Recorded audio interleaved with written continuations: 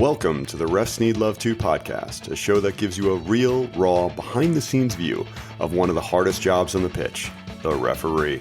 I'm your host, David Gerson, a grassroots referee with over 8 years of experience and over 1,200 matches under my belt. You can find me at refsneedlove2.com and on TikTok and on Insta of the same name. This month, we're going to review the painful, failed regional fitness test, the referee mentor certification update, which is a lot more fun, recommendations coming out of the IFAB meetings this past week, and one letter from the mailbag that touched my heart. Now for the regional fitness test failure. First off, why does anyone even want to be regional? I mean, at my age, too. It's a promotion, certainly. It's a sign of moving forward. Unlike in Europe, where they have levels 9 to 1, and you start at a 9 and you work your way up to 1, which is what we used to have here in the United States, we now have nothing.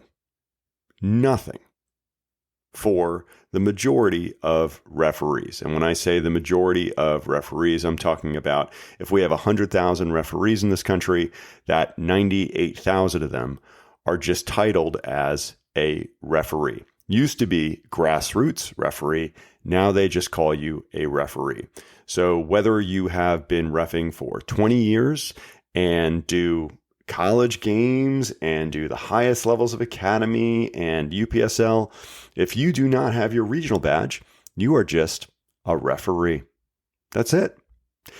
So it's a bit of a status thing, first off. And I'm not saying that in a derogatory fashion. It's a way of showing that you have advanced, that you have moved into the top 1% of referees in the United States, that you've put the work in. You have to do 25 adult centers, competitive matches, not recreational stuff. You have to be observed by a proper referee mentor and have 3 assessments done that costs over $100 each to be done. You have to pass all 3 of those assessments, and you have to pass the regional fitness test. And if you do that and you are invited or awarded that regional badge, then you have the honor of refereeing finals in state cup competitions that you'll be doing, potentially USL 2, USL 1, USL Championship matches, maybe not as a center for USL Championship, but you'll get those USL 1 appointments. You'll be getting the higher level NSOA appointments. It gives you access. You'll be invited to regionals and President's Cup and be able to do the finals of those events as well.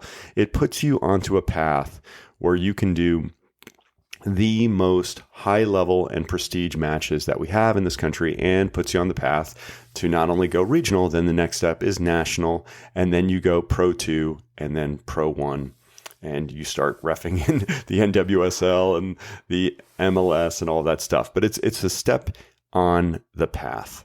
So for me, why would I want to be regional? I mean, I'm 48, I'm almost 49. I am never going to go professional, and I know that, and I'm comfortable with that. Obviously, I know I don't have the fitness, obviously, to be there, and I started way too late in life. But it was going to be a sign that I've put in the effort, that I've studied, that I know the laws of the game, and I know how to apply them, that I know how to manage a match, that I've got my fitness at a place where I can do a great job no matter what level I'm put in against. I can run 5-6 miles a match. I'm fine at doing that, and I feel good about it. I feel really good about where I am right now as a referee, and I wanted an opportunity to demonstrate that and show with this badge that I've done it, that I've made it. So I signed up to do the regional referee fitness test, which is done a couple times a year here in Georgia. The last time I did it, which was 18 months ago, I tore my hamstring at the beginning of the test in the sprints. And I'll go over how it's set up in a couple seconds. And so I knew this time, well, I'm going to need to be in better shape. And I was. I mean, I feel good. I feel like weight-wise, I'm in a good place. I'm right about a little under 180 pounds right now. I've been as low as 175 recently, but, I felt pretty good about my weight. I felt pretty good about my aerobic fitness. No, I had not been following a specific plan, but, I worked out, 3 days a week, and then I had games on the weekends. So I was feeling pretty good going into this test. And unfortunately, it did not work out for me again. And I'll go through the test. So the setup is for the first part of it, there are 6 40-meter sprints that you have to do in under 6.5 seconds from a dead start. And I'm just going to tell you right up, if you've worked with me or you haven't worked with me, I'm not a sprinter. I mean, when you look at me run, I'm pretty heavy on my feet. I run pretty vertical. I'm not a particularly fast, natural runner. It's just not what I've done. But I ran cross country in high school. I played rugby in college. I have good endurance. I'm just not that fast. And when I have to really try and get to that kind of top speed fast, it's a lot of work for me. It's not smooth. I'll just say that. And so on my first sprint, no problem, 6.4 seconds. So it's pretty close to 6.5. On my second sprint, I wound up going a 6.6. And so I failed one. Now you get one fail. And so after that, I'm like, oh my gosh. So I had to absolutely bust my butt on those next 5 sprints in a row. And so you do a sprint, you walk back to the start, and then you do your sprint. Like there's not a break 5 minutes in between your sprints. Like you finish your sprint, you go back to the start. And I did well. I got like a 6.3, a 6.1, a 6.2, and I made all 6 of my 40-meter sprints.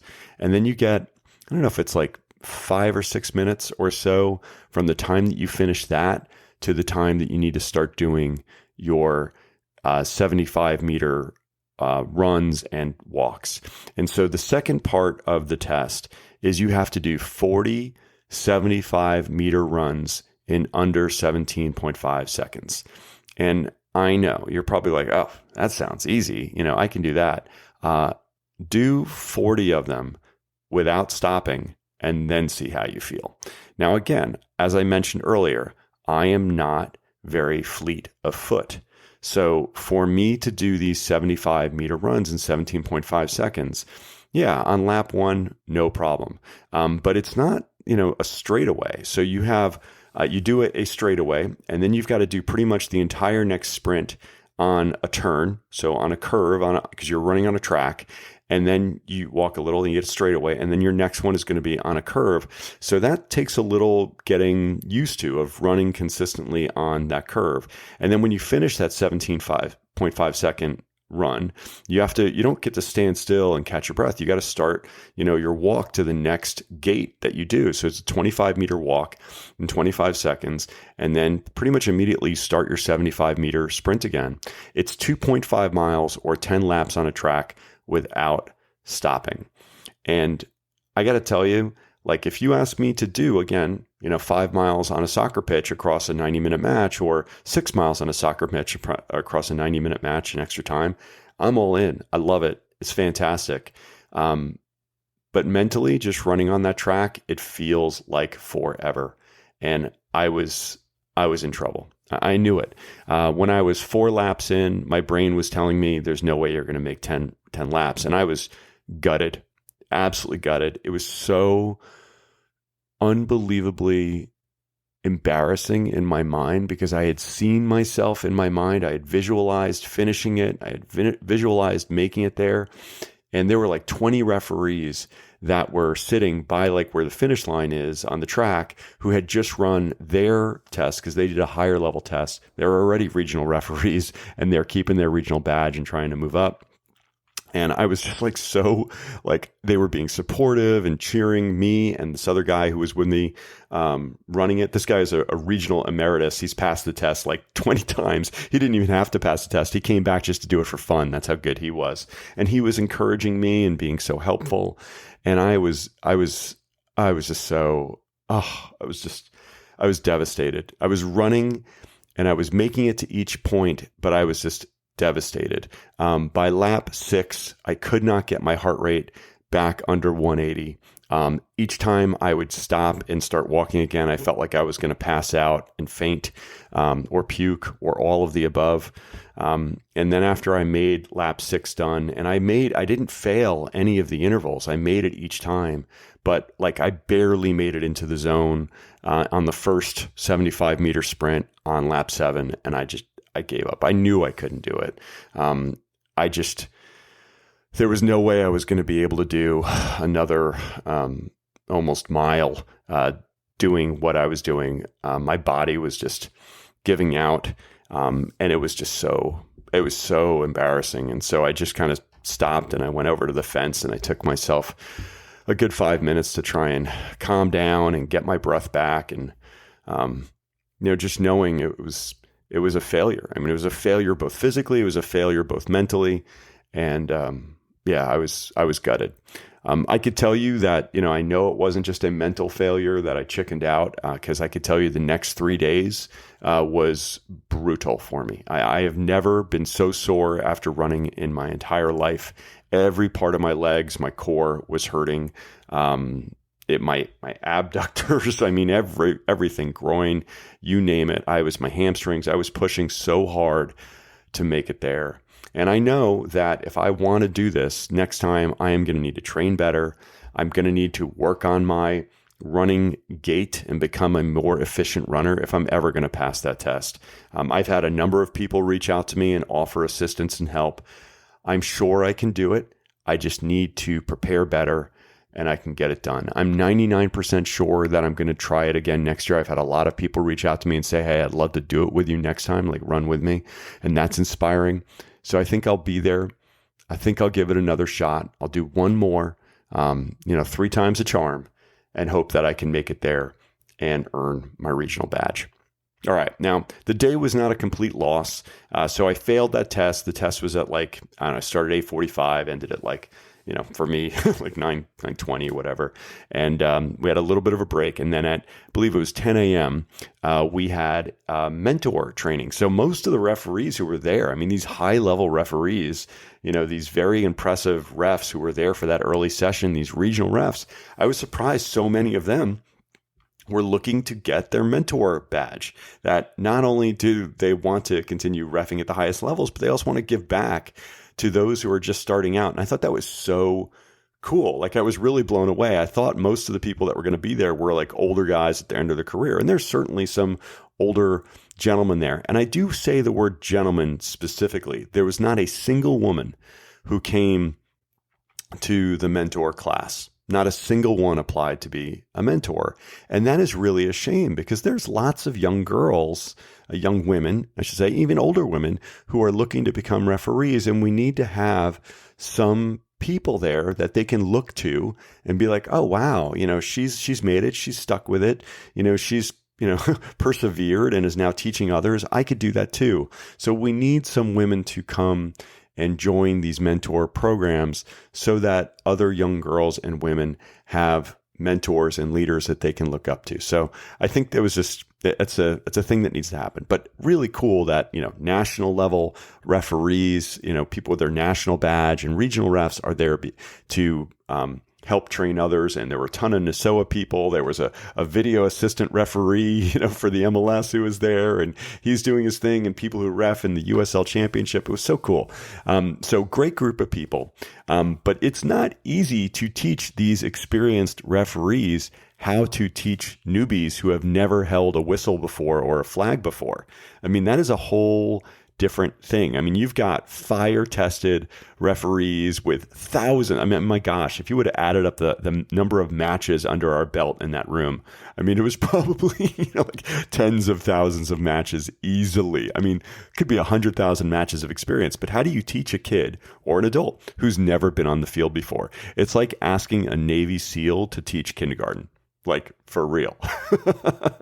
It's like you got the survival skills of a Navy SEAL and you're trying to teach a kindergartner how to open their lunchbox.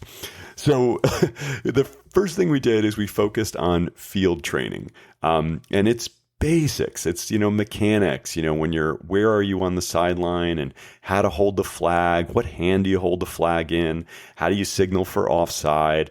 How do you signal for a foul, for a throw in, things like that? How do you, stay in line with the second to last defender or opponent? And we use the word defender, even though it's opponent in the laws of the game, because you're trying to make it simple for them. So it was fun. I mean, it was cool to see. And it was also interesting to see how they set it up to make sure everyone stays moving and stays engaged. And they really did, try and recognize the fact that you can't bore these people who are coming to these classes. You can't sit in a classroom for 4 hours and think they're going to be trained. You got to get out on the field. You got to keep things moving. You got to keep people participating, for them to be engaged. You have a short amount of time. Make it fun, make it engaging, make it valuable, and focus on the things that are most important. So we didn't get into considerations, on the field, and we tried to really focus on the most important things. Again, positioning, mechanics, signals, all of those things, and especially for ARs, our assistant referees, offside. Then after we did that for a while and learned how to do that and worked, we even focused, which I thought was interesting, center referee positioning on a kickoff, center referee positioning on an attacking throw-in, center referee positioning on a corner kick, center referee positioning on a goal kick, like all these things. So it was really cool. Then we went inside and we did video analysis, and we learned how to lead our own video session. So I'm actually leading my own video session this Thursday night at 7 p.m. Here in Georgia for the Georgia State Soccer Association. I've got a video that I've been sent, and I'm going to be breaking it down or helping ask the people participating on the video to review it with me and, try and figure out, well, what's the correct call and, what considerations would you use and all of that type of stuff. And so it's interesting. I mean, again, you've got these people who are probably great referees, but then you put them in front of a classroom to lead a video session, and maybe they've never done that before. Maybe they're not comfortable. And especially when you're in front of a group of your peers, it can be really nerve-wracking, talking about the laws of the game. Like, do I have this right? Am I seeing this the same way that you guys see this? It was really interesting. But we had fun. The instructors, our state head of referees and our state head ref of instruction, was there, and it was really a great time, and I enjoyed working with my fellow referees and having an opportunity to practice a video session and get prepared to do my own video session. But it is really inspiring to see these other referees who are excited about giving back to the game and developing the next generation. And I hope if you're listening to this podcast, you also care about that, and maybe you will consider becoming a referee mentor as well. I do believe referee mentors get paid to run these classes, and they sometimes get paid to be at the fields as well to mentor other referees. So it could be another little thing. For me, it's a way of giving back. It's a way of learning the game better. And then also I'm trying to come up with a plan B. I hated when I got injured 18 months ago and tore my hamstring that I couldn't ref and I was disconnected from the game. At least if something happens to me, and I know officials that are my age who, tear their ACL or Achilles at some point in time in their career. And it's nice to know that even if you do get injured, you could still participate as a referee by being a referee mentor, which I think is really cool. Okay. Next topic. The annual business meeting was held in London last week for IFAB. Okay. So this is the International Federation, Football, Federation, and they are the ones who create the laws of the game, and they work with the leagues and the players and the coaches and the referees to come up with guidelines that can be voted into the laws of the game, and that vote will occur at the annual general meeting in March of this next year. But this meeting that they had was from the football and the technical advisory panels, and these are the things that are going to be put forward for a vote in March that could be in the laws of the game that are coming up in 24-25. Oh my gosh, 24-25. We're actually in the year 2024 coming up, which is insane to me. It's so crazy. But yes, so the things that could be in the laws of the game for next year. So this is not in the laws of the game yet, but very well could be in the laws of the game, or at least for high-level trials in top leagues of the world coming up next year.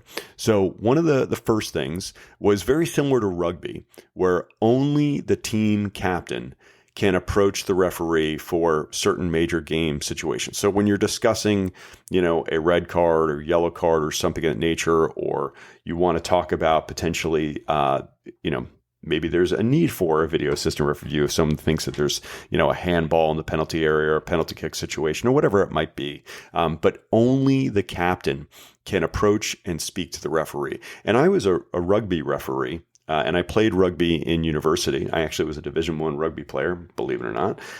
But in rugby, it's always been only the captain addresses the referee, and Turk talks about, serious decisions or issues relating to discipline for players on the field or something of that nature. It was always just the captain, and we would have a calm conversation about whatever happened. And so I think that is fantastic. This thing where I see referees being crowded by 3, 4, 5 players, whatnot, and being screamed at by all these random people is just absolutely awful.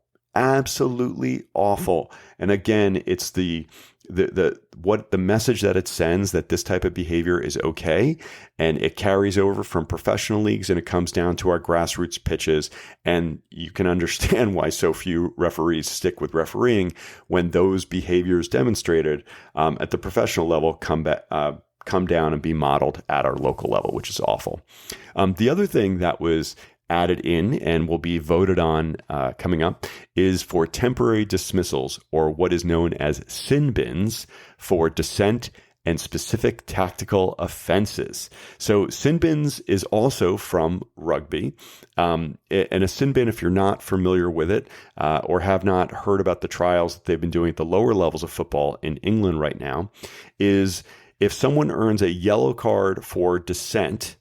Okay. Now, in rugby, a yellow card always puts someone into the sin bin, but they were specifically trying to use it for dissent and for tactical fouls, like stopping a promising attack, for example, that the person would receive a yellow card and then need to leave the pitch for 10 minutes, and the team needs to play a man down. Now, this happened in the Rugby World Cup final twice. One time it was a yellow card and 10 minutes and they came back on. And the second time it was a yellow card and eventually it was upgraded to a red card because the VAR continues to look at it after the person's been sent off for that yellow card and sees if it can be upgraded to a red card offense. So a little different in football, or soccer as we will, and I've talked to my friends in England about this, is if someone gets a yellow card for dissent, it is not just, that yellow card. They send them off the pitch for 10 minutes. So they make note of when they were sent off, and they literally have to play a person down, and that person has to go off the field for 10 full minutes. And from what I understand, it's been pretty successful in reducing the amount of dissent and verbal abuse that's been, leveled or directed towards officials in grassroots football in England, in the places where they have implemented this. I'm all about it. I love it. Now, thankfully, I don't have to deal with too much dissent in the games that I run, and I'm not sure if that's just my game management style or whatever it might be, but I haven't experienced too much of it. I mean, it happens every now and then, but I love the law. It's fantastic. It's another tool in the bag that referees have to be able to stamp out this type of behavior. And I love it, and I'm excited to see it coming to the U.S. Another thing they talked about is stricter application of the laws of the game against players and coaches who demonstrate disrespectful conduct, and better management of mass confrontations. So we'll see what comes out of that. They also talked about the successful trial involving match officials wearing body cameras at the grassroots level. And this has had a dramatic impact in reducing physical and verbal abuse of referees in England, where this has been done, and in other areas around the globe. My gosh, bring on the body cameras tomorrow. I would love it, not only because I like seeing the plays, and I want to watch some video myself. Now, the body cameras they had in England, they're not recording the entire game. If there's a situation where the referee feels like there's been dissent thrown their way or physically threatened, they just tap the camera on their chest and it starts recording. And it also catches the previous 30 seconds of video as well, because there's only so much data that you can record. It would just be expensive and require massive computing to be able to manage and house all of that stuff. But the cameras that they've been using at grassroots has had dramatic impact in reducing the amount of verbal abuse and completely eliminated physical abuse for the officials that wore the camera. I mean, come on. Safety. That is the number one thing that referees need, deserve, and expect out on the pitch is safety. And if that contributes to safety, it should be a no-brainer. Allow officials to wear the body cameras tomorrow. Another thing they talked about was the need to develop semi-automated offside technology to help officials speed up decision-making as it relates to offside decisions, again, as opposed to kind of putting those lines on the pitch as we see in Premier League. I honestly, though, I got to tell you, the MLS, I mean, they've got it right. I mean, I told you I was in the class with a VAR official a few weeks ago, and they don't do the lines. I mean, they look, if it's not completely clear and obvious that someone is offside, they just go with whatever the on-field decision is and let it stand, as opposed to measuring millimeters and this person's toenail was, just past the other person's toenail. If it's not clear and obvious, they're like, no, it's not clear and obvious. Move on, because there are only so many frames a second, and it's impossible to pick up exactly, the millisecond the ball was struck and where was that person at the millisecond the ball was struck if we're measuring in 60 frames a second. So I think the MLS has got this right. I recognize in other leagues they want this to be perfect, but it's never going to be perfect, guys. That's just the way it is. They're also looking at some new ways to improve VAR decision communication. We know that's a major issue. Some other things they're talking about is reducing time loss and disruption. And they specifically talked about the 6-second restriction for goalkeepers delaying restarts. Oh my gosh. I am so ready for us to start implementing the 6-second law and really actually managing to it, because it's a mockery. It's a joke. If we're not actually going to practice this thing around the 6-second rule for goalkeepers controlling the ball after they've controlled the ball before they release the ball, then why have it in the laws of the game? It makes all of the laws of the game a joke if you have a law that's so clearly written in there and we don't enforce it.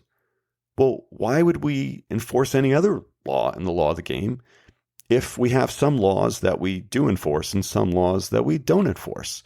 I think it is so asinine and stupid and should have an update. If it's not 6 seconds, 10 seconds, or just take it out and just say that there's no unnecessary delay to the restart of the game. Does a goalkeeper need to lay on the ground for 20 seconds after they've made a save? Hell no.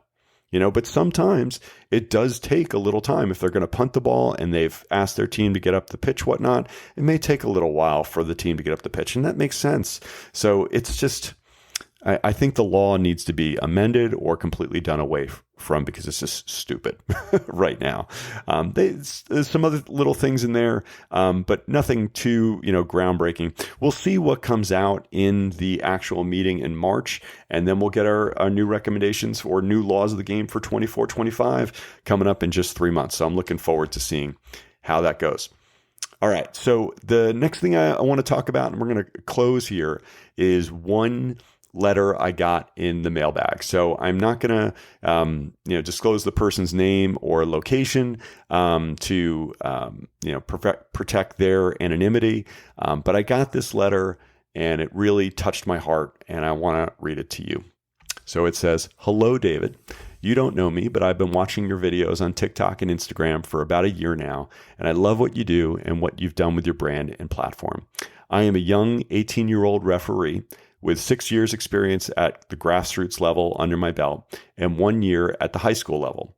My goal is to achieve my regional licensing by the end of the spring season in 2025. Anyway, I love your mission statement of refs need love too, and would like to help spread the word. A little more background on why I believe so strongly in getting the word out about referee abuse.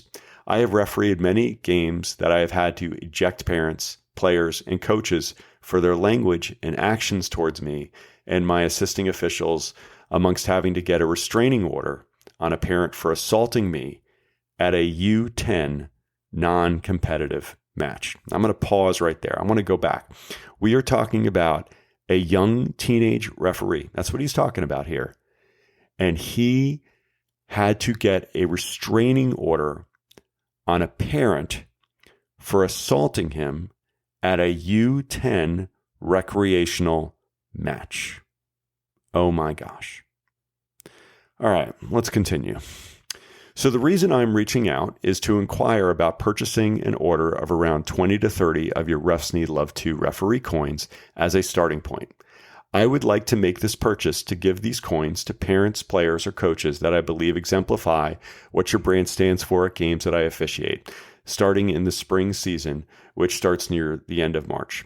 Whether it's being respectful in the manner that they address me or my crewmates to ask questions, or how they set, in my opinion, a good example to their teammates, players, on how they should treat a referee. The hope of doing this would be, first, to spread the word about referee abuse and your Refs Need Love To brand, but also to help incentivize acceptable behavior amongst players, coaches, and parents, and to show them that whatever their opinions are on referees, that not all of us are these awful characters that I'm sure you know we are sometimes made out to be. I was wondering what you thought of this idea and if ordering an amount of 20 to 30 coins was feasible for you. Please let me know your thoughts, and thank you for all you do. Respectfully. And then he signed his name. Yeah. I mean, dude is 18, bruh. 18. And wrote me that message. I can't even tell you how few 18-year-olds even possess the capability of writing a letter like this. I mean, with a salutation at the beginning and a salutation at the ending, and proper, phrasing and words that had, over 2 syllables in them. Gosh, I'm sitting here with tears in my eyes, and I'm reading this to you. I mean, yes, obviously I've sent him, coins, and I gave him a great deal. Obviously I don't want this 18-year-old kid spending his own money like this. I think it's great that he's spending his money like this, but I feel bad that, this young man has to take this upon himself to teach adults how they should behave, at an event, teach coaches and teach spectators and whoever, to treat referees with kindness and love and respect. I mean, it's just so, I don't know. It was just very moving. Very moving again that, he thought that my channel, was, had a positive effect on the world and positively moved him. And, I don't know. It's very emotional. Ugh. And it's only 8:24 in the morning on a Saturday, and I'm already crying.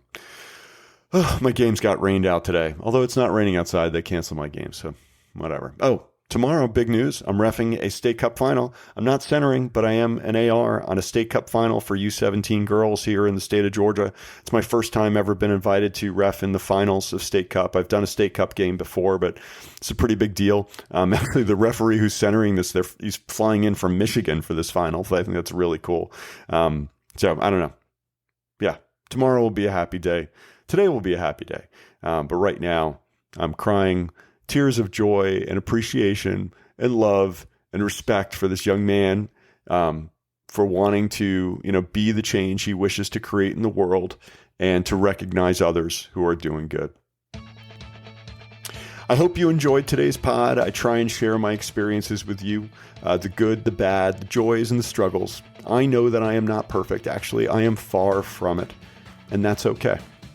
If you like my show and my content, please consider supporting me by purchasing some merch from refsneedlove2.com. Hey, pick up a coin. Pick up an ugly Christmas sweater. My gosh, you still got time before Christmas. They are awesome. So much fun. My whole family has them. They're a blast. The pod website and everything else I do has a cost beyond just my time. Purchases from the store help me cover the cost of doing this podcast and running a website and a blog and all that other stuff. Good luck on the pitch, and I hope your next game is red card free. Respect and love to you, everyone out there. Love you.